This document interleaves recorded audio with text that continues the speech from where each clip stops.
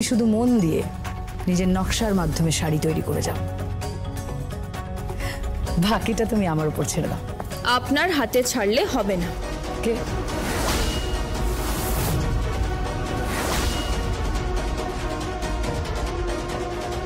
কি বলতে চাইছো তুমি? না, বলছিলাম আপনার হাতে ছাড়লে হবে না। এই ফাইলটা ছাড়া আপনি কিছুই করতে পারবেন না।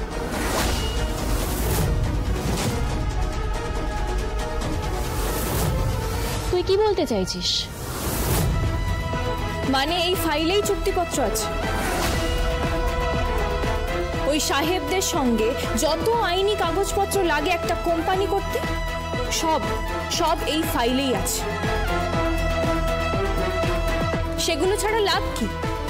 ওই গাড়ি চালানো শিখে ভালো পোশাক পরে ঠান্ডা ঘরে থেকে কোনো লাভ নেই। ওই ফ্যাশন শোতে গিয়ে উঁচু জুতো পরে টকটক করে হেঁটেও কোনো লাভ হবে না। তার জন্যও এইগুলোর প্রয়োজন আছে। এই নে দিদি,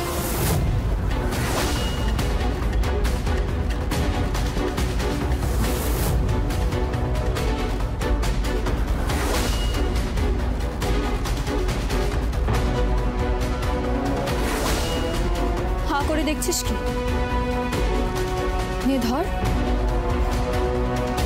তুই তো কোম্পানি করতে চাইছিস, তুই অনেক উপরে উঠতে চাইছিস, তো তারা অনেক, তাই না? তুই চট করে সফল হতে চাস। নে নে ধর, দেখবি তুই সাহেবদের সঙ্গে মিটিং করতে পারছিস। এই চুক্তিপত্রের কথা অনুযায়ী তুই সমস্ত কাজ করতে পারছিস। নয়তো তুই শাড়ি বানালো, সেই শাড়ি কিন্তু সাপ্লাই হবে না, আর টাকাও পাবি না। আর টাকা পেয়েও তুই আঁচল মুখার্জির মতো হয়ে যেতে পারবি না। শোনক, ও তার মানে আমি ঠিকই ধরেছিলাম শাড়ি। জেলাস তুমি শোলক, ঈর্ষান্বিত তুমি ওর প্রতি। তোমাকে প্রচন্ড হিংসে করছে শাড়ি। চিনে নাও, নিজেই দেখে নাও, তোমার বোন তার আসল স্বরূপটা তুমি বুঝে নাও। যখন দুই বোন কথা বলছে তার মাঝখানে কথা বলবেন না। এই, কেন কথা বলবো না শোলক?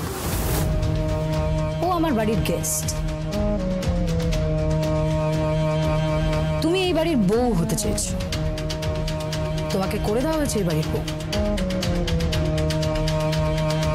ও ব্যবসা করতে চায়, বিজনেস। ওকে আমি শাড়ির বাজারে কুইন বানিয়ে দেবো, রানী। বুঝতে পেরেছ? রানী বানিয়ে দেবো ওকে আমি। কিন্তু আমি দেখছি তাতেই তোমার অসুবিধাটা হচ্ছে। তুমি ঠিক নিতে পারছো না, তাই না? তুমি ভেবেছিলে এই বাড়িতে সার্থকের বউ হয়ে এসে সার্থককে বিয়ে করে এলে তোমার অনেক ফায়দা হবে। ফায়দা হচ্ছে না। কি এখন কি আর সার্থককে চাইছো না? কি আজে বাজে কথা বলছেন আপনি? কোনো আজে বাজে কথা বলছি না আমি। তুমি তোমার মতো একটা মেয়েকে আমায় চেনাচ্ছ শোলক? কি ভেবেছো তুমি সমস্তটা নিজে গ্রাস করবে? হ্যাঁ, কি ব্যাপার? নিজের এই দিদিকে দিয়ে তার হাতের নকশার শাড়ি তুমি তৈরি করবে, সেই শাড়ি তুমি বিক্রি করবে, আর সমস্ত উপার্জন দিয়ে নিজের ব্যাংক ব্যালেন্স বাড়াবে। বাহ, খুব ভালো। বাড়ি কিনবে, গাড়ি কিনবে, কলকাতা একজন সফল নারী হয়ে উঠবে। তা তো হবে না। তুমি সংসার করতে চেয়েছো, তুমি সংসার করবে। তুমি সার্থক মুখার্জির স্ত্রী হয়ে বাঁচবে, আর শাড়ি হবে আমার ট্রাম্প কার্ড। চলো শাড়ি। দম দেওয়া পুতুল দেখেছেন? কি বলতে চাইছো তুমি? হ্যাঁ, দম দেওয়া পুতুল। আপনি দম ভরে দিয়েছেন না শাড়ি দাসকে?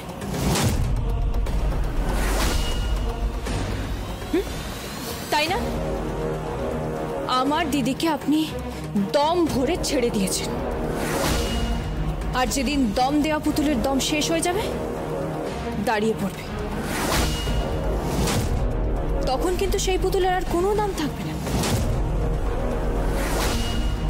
সে আর চলাফেরা করতে পারবে না, সে একই জায়গায় দাঁড়িয়ে থাকবে। আপনি তাই করছেন, তাই না? দিদি, দিদি শোন, তুই ওনার ফাঁদে পা দিস না। তুই এদের চিনিস না দিদি, ওই আঁচল মুখার্জি আর প্রিয়দর্শিনী মুখার্জি, এদের তুই চিনিস না।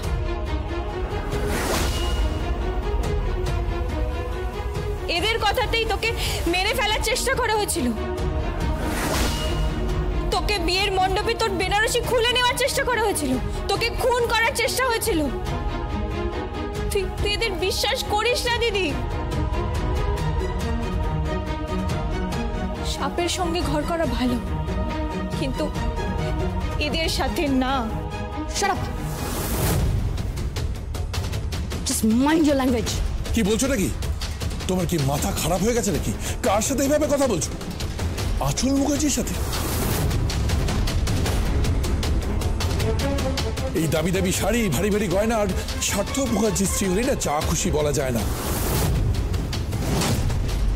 নিজের সীমার মধ্যে থাকো, বলে রাখলাম। শাড়ি, চলো, সময় নষ্ট করে লাভ নেই। 1 মিনিট, একটু দাঁড়া। আমি দম দেওয়া পুতুল নই, আর সব টাকা লাভ করে ব্যাংকে বই করে সেই টাকাগুলোও রাখবো না। যার যেটা প্রাপ্য সেটা সবার মধ্যে আমি ভাগ করে দেব, আর সেই ভাগে তুইও পড়বি। আর সব ভাগ সবসময় তুই কেন নিবি বলতো? দিদি, আমি কখন বললাম যে সব ভাগটা আমার হবে?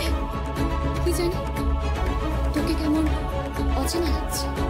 তোকে আরো ভীষণ অচেনা লাগছে দিদি। কি জানি কে বেশি অচেনা হয়ে যাচ্ছে। তবে আমার না খুব ভয় হচ্ছে। শুধু একটা পোশাক পরিবর্তন তোকে আর আমাকে কতটা দূরে করে দিল। না দিদি, পোশাক নয়, তোর মনের মধ্যে পরিবর্তন আসছে, তোর চোখে লোভ আসছে। শোনক, শোনক, শোনক, তুই ভুলে যাস না আমি তোর দিদি হই। ভুলে যাস না। চলো।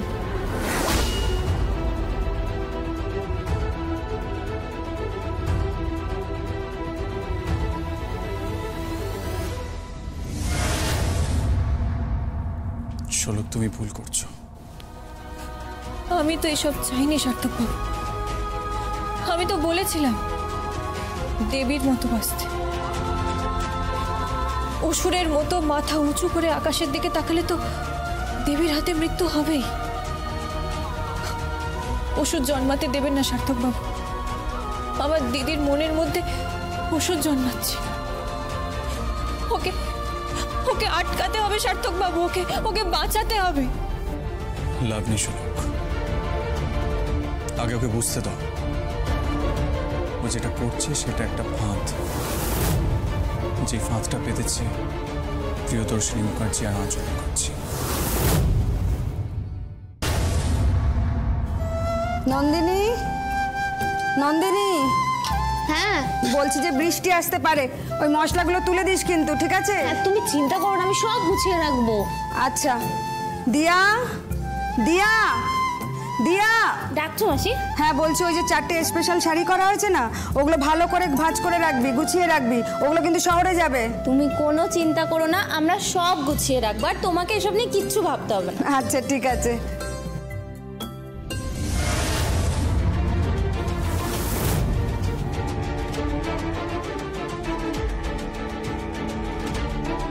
তুই? হ্যাঁ মা, আমি শাড়ি। ও মা, কি সুন্দর সেজেছিস রে তুই। তোকে তো পুরো মেম সাহেব লাগছে। কোথায় গেলি তোর অর্ণব, শিলাজিৎ, সৌম্যজিৎ, দেবলি না? কোথায় গেলি? তাড়াতাড়ি আয়। আরে কি হয়েছে, কি এত হাঁকডাক কিসের? আরে আরে দেখ দেখ কে এসেছে, দেখ।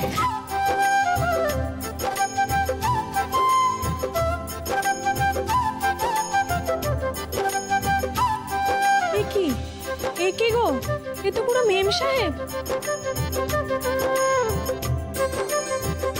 আরে শাড়ি, তোর তো ভোলই পাল্টে গেছে। কিরে, এটা কি যেমন খুশি তেমন সাজো প্রতিযোগিতা নাকি? কি সুন্দর লাগছে রে তোকে। তোকে তো দেখে চেনাই যাচ্ছে না শাড়ি। আমাদের জমিনহাটার একটা সাধারণ গ্রামের মেয়ে বলে তোকে আর বোঝাই যাচ্ছে না। তুই হঠাৎ এই পোশাকে জমিনহাটায়? কেন মা, আমি সাজতে পারি না? হ্যাঁ পারিস, কিন্তু তোকে তো অন্য কেউ লাগছে, আমার মেয়ে মনে হচ্ছে না। শুধু একটা পোশাকে আমাকে তোমার মেয়ে বলে মনে হচ্ছে না? না, মনে হচ্ছে না। তোকে এই পোশাক কে দিল? আমি আমি আমি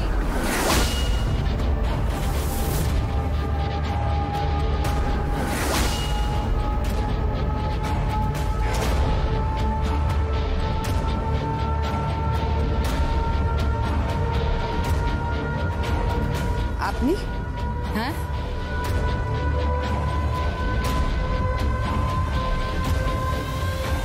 আমি দিয়েছি। 1 বছরের মধ্যে আপনার এই মেয়ে শাড়ি কলকাতার শাড়ি ব্যবসায়ীদের মধ্যে প্রথম শাড়িতে পৌঁছে যাবে, এও আমি আপনাকে বলে দিলাম। আপনার এই মেয়েকে আমি সব রকম ভাবেই শিখিয়ে পড়িয়ে নিচ্ছি।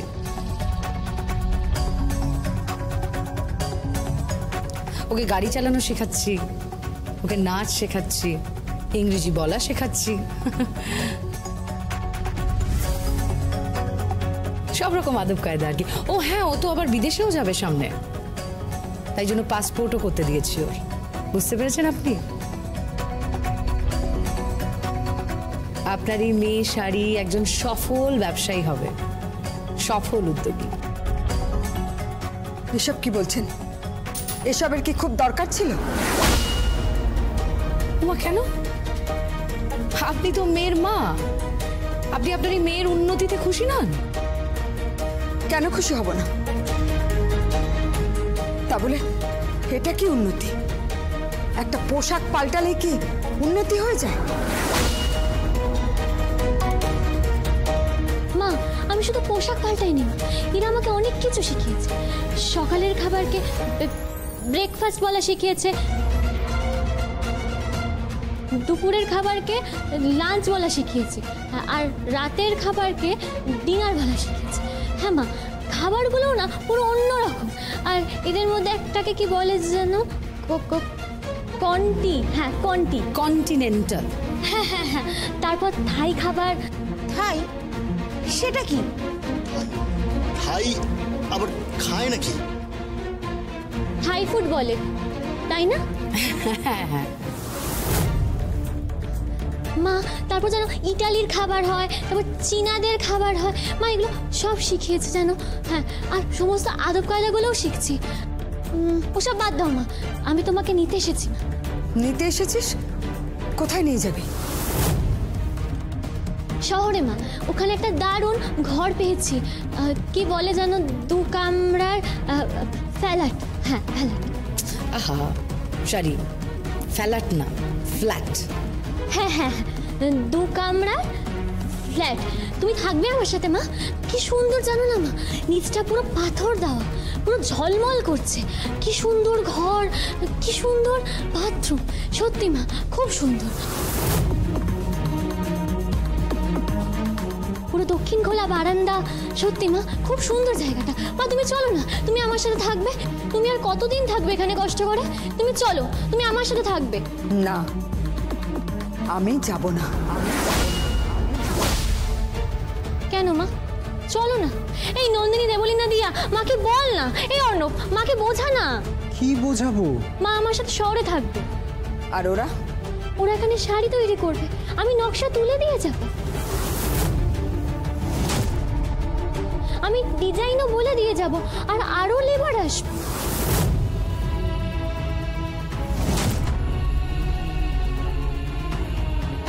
লেবার? হ্যাঁ, মজুর। তাই নাকি? তুই ওদের মালকিন হয়েছিস? হ্যাঁ, পোশাক বদলে তুই মেম সাহেব হয়েছিস। তোর এই পরিবর্তন আমি ভাবতে পারছি না। মা তুমি আমাকে ভুল ভাবছো। মা তুমি দেখো ওরা আমাকে একটা গাড়ি দিয়েছে। তাই বুঝি বিক্রি হয়ে গেছিস?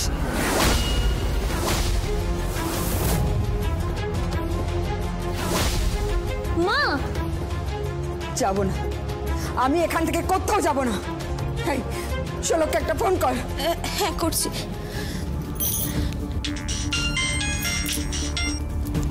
হ্যালো হ্যালো শোলক, মাসি কথা বলবে। এনো মাসি। আরে শোলক, শোলক এসব কি হচ্ছে? আমার বাড়ির দরজায় একটা মেয়ে এসে দাঁড়িয়েছে। একসময় সে আমার বড় মেয়ে ছিল, পুরো ভোল পাল্টে এসে দাঁড়িয়েছে। কি সব বলছে, ফ্ল্যাট দেবে, গাড়ি দেবে। হ্যাঁ, সে তো এখন অনেক বড় লোক রে, অনেক বড় লোক সে। কি সব খাবার খায় বলছে। কি খাবার? কি ওই থাই চীনা খাবার এসব খায়? তার তো চাল চলন পুরো বদলে গেছে। হ্যাঁ, সে বলছে নাকি সে এখন ইংরাজি শিখছে, সে নাকি আদব কায়দা শিখছে। আমরা তো আদব কায়দা কিছু জানি না। আরে একটা পোশাক পাল্টে মেয়েটাই বদলে গেল। কি হবে আমাদের শোলকচারী কোম্পানির? কি হবে রে, কি হবে আমাদের শোলকচারী কোম্পানির? মা তুমি চিন্তা করো না, দিদি যা করছে ঠিকই করছে। কি ঠিক করছে? হ্যাঁ, কি ঠিক করছে? এই তো আমার সামনে দাঁড়িয়ে আছে, পাশে দাঁড়িয়ে আছে আঁচল মুখার্জি। হ্যাঁ, ও তোর সাথে ব্যবসা করছে না, আঁচল মুখার্জির সাথে ব্যবসা করছে। এক মিনিট।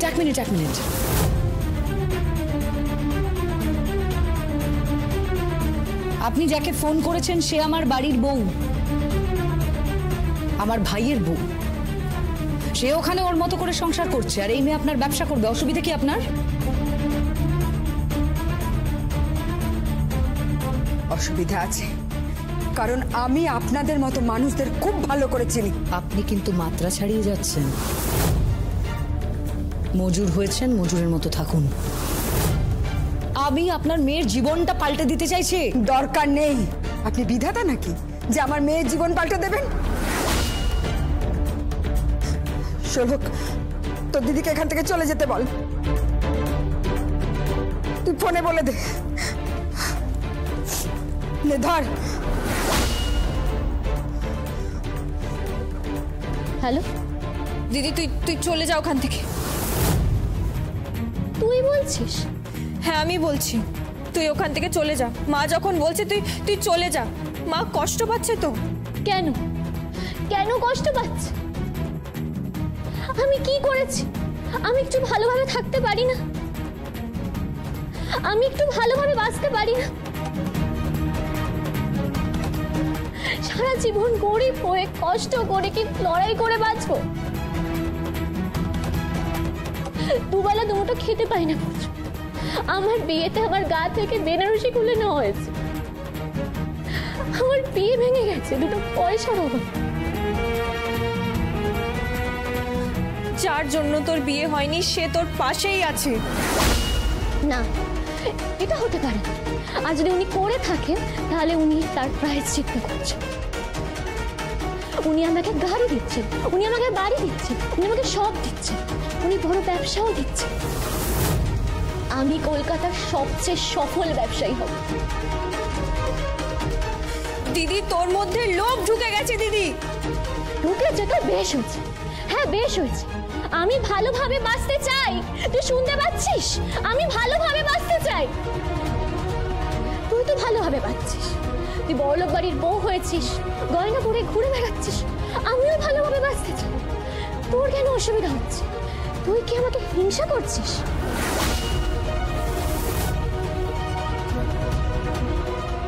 কি বলছিস কি তুই দিদি? তাছাড়া আর কি? তুই আমাকে হিংসা করিস। হ্যাঁ তুই আমাকে হিংসা করিস। কি বলছিস কি দিদি?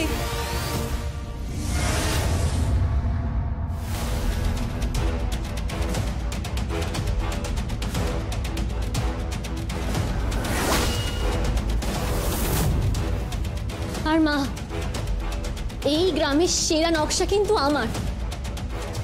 আমার নকশা করা শাড়ি কিন্তু বাজারে বিক্রি। আজ তুমি আমায় তাড়িয়ে দিচ্ছ তো, তোমার বানানো শাড়িও বিক্রি হবে না।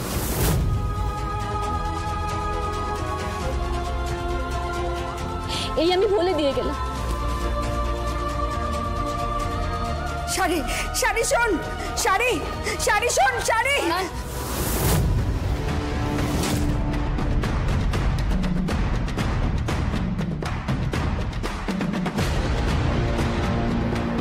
ওই মেয়ে যদি চলে যায় না, শোলক শাড়ি কোম্পানিতে লাল বাতি জ্বলে যাবে, ব্যবসা পুরো উল্টে যাবে। বুঝতে পেরেছেন? আপনি তো সেটাই চাইছেন।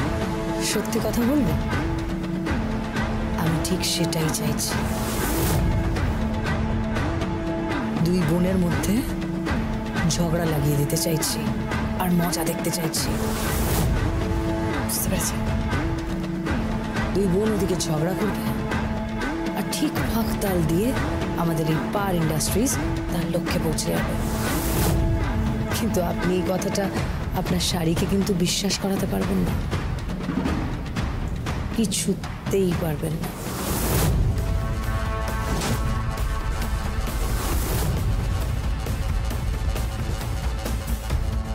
চলি।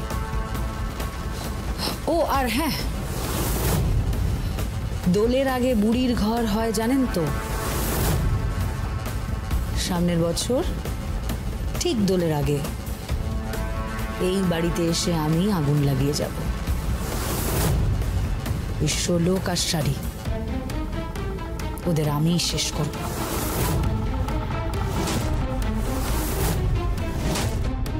চলি।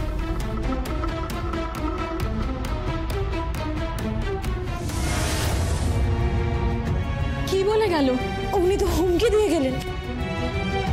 তুমি শোলককে ফোন করো মাসি। শোলককে বলে কোনো লাভ নেই, শাড়ি আর ফিরবে না।